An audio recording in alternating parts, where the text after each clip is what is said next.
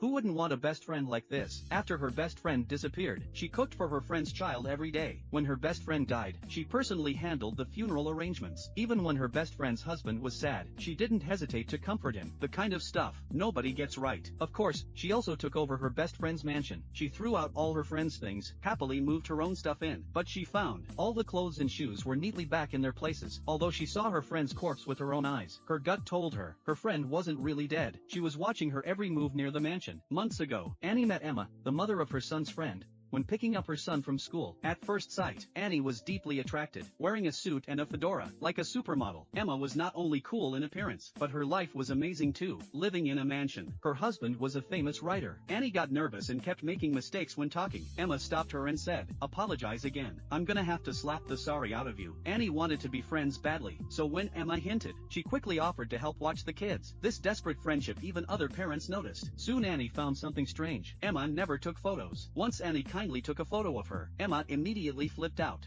Erase it, or I slap a fucking injunction on your ear. Yeah, okay.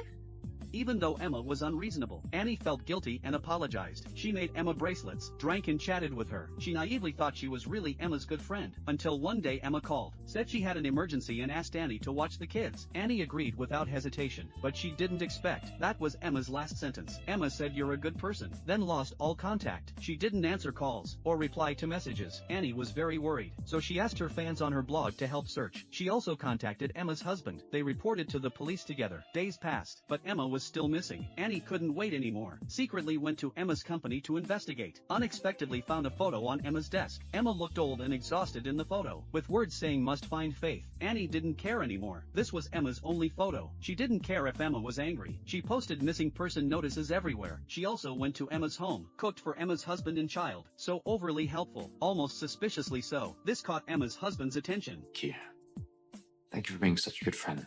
Since then, they pretended to discuss Emma's whereabouts, but secretly started flirting and grew closer.